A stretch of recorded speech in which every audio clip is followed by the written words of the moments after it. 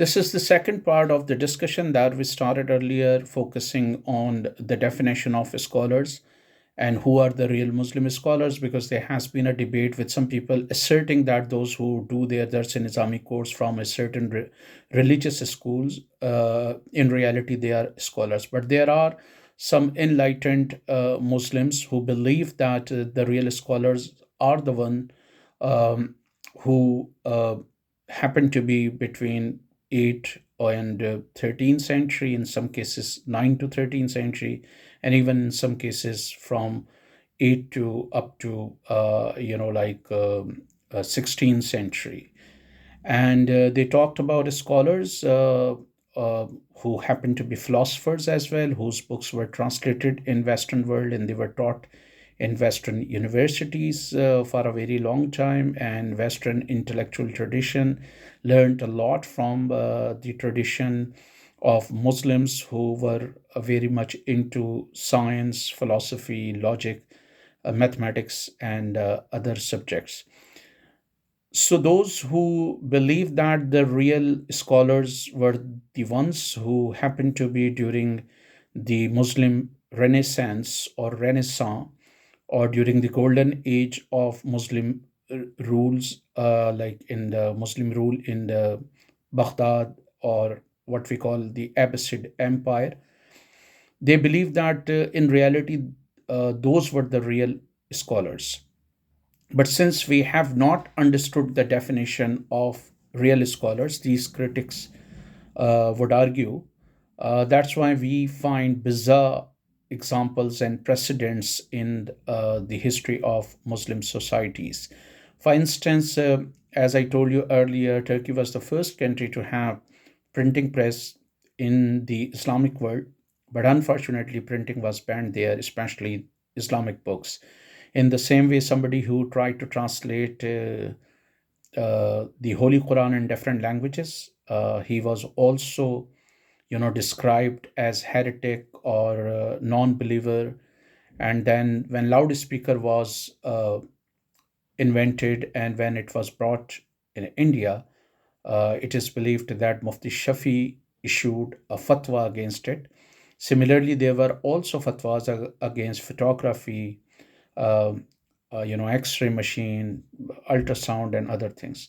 Now, the question is that if somebody is suffering from ulcer or any internal disease that could be carcinogenic or that could become cancerous in the future, and if he does not carry out an ultrasound following the advice of the mullah or any mufti, and God forbidden if his that minor illness or sickness gets deteriorated and it becomes cancer and he loses his life, then who is responsible for this?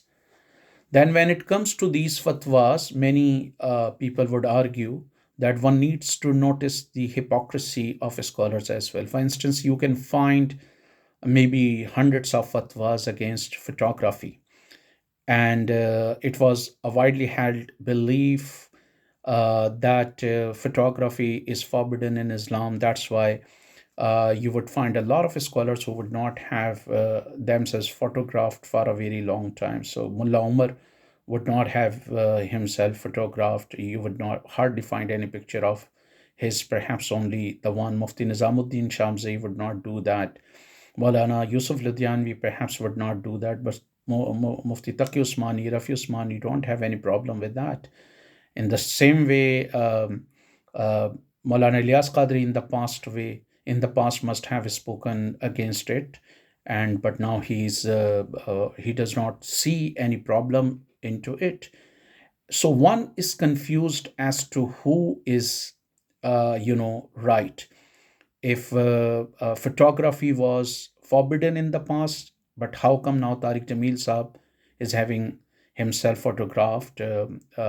Many muftis, have themselves photographed. There are posters of scholars, and interestingly, none of these scholars bothers to say that they were incorrect and they are ashamed of what they had said earlier, or they never bother to explain that they had said it because of lack of information or lack of knowledge.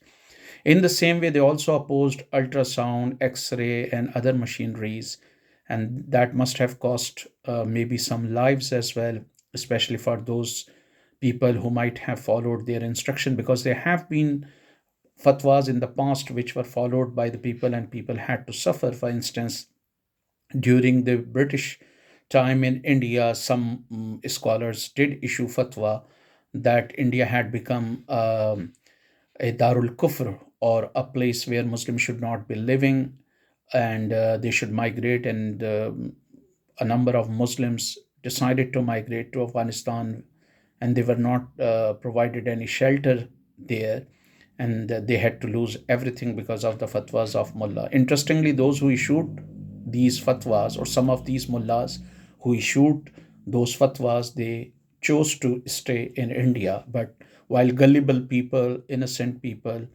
who were just blind followers of these scholars, they migrated. So we find these all example during the time of Zulfikar Ali Bhutto, when the government decided to have a facial identity of citizens on passport or on ID card. There was much resistance, and you could still see perhaps religious magazines of that time that talked about it. But later on, from Maulana Shah Ahmad Noorani to Maulana Maududi and other people, they all had photography. In the same way, democracy was forbidden, and Jamaat Islami was strictly opposed to taking part in democratic process, and its members, Orthodox members, were strongly opposed to democracy, and they thought that it is a system of batil, or it is an evil system. And perhaps it was one of the reasons that Dr. Israr Ahmad and Amin Islahi and some other people left Jamaat Islami when the Jamaat Islami decided to take part in electoral politics. But today, scholars in various Muslim countries are taking part in the elections, and they are also enjoying perks and privileges after becoming the member of parliament. So it's very interesting that in the same way music is haram, but when the religious parties use this music for their own purposes, then it becomes Islamic overnight. So these are the objections of those who believe that in reality, those who become our scholars after graduating from religious seminaries, in reality, they are not scholars. Then they also point out that we need to see what type of lot is coming from these religious seminaries. For instance, if a child is unsuccessful in grade 4, then he is put in a religious seminary. If he has failed 3 and 4 times in class 3, 4, or fifth. He is admitted in a religious seminary where he is beaten up with the mullah resorting to violent tactics against children, beating them up mercilessly. You can find so many videos on social media as well, and in many cases, sexually assaulting them as well. And they study the Holy Quran more or less. They just learn it by heart or inculcate it, and then afterwards they carry out the studies of hadith, and then they become scholars maybe in 5 years, 7 years, 10 years, depending upon the system of religious seminaries.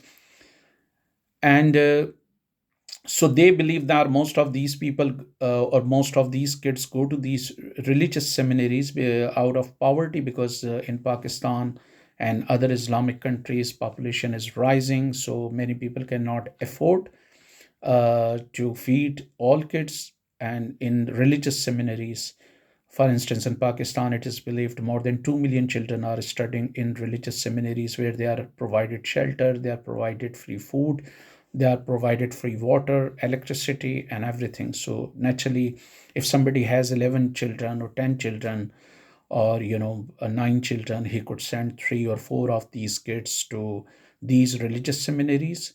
So it is not, many people would argue, the love for religion, but it is in reality economic. Bitter reality is it is financial consideration. It is economic condition of a certain family that forces them to send their kids to religious schools. Even today, if you go to any village and ask a woman um, whether she would like her son or her daughter to be a doctor or to be a mullah, within no time she would say that she would want her son to be a doctor.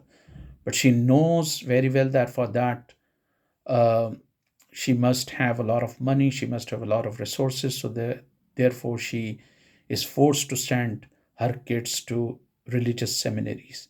So we will continue with part 3 on the same topic.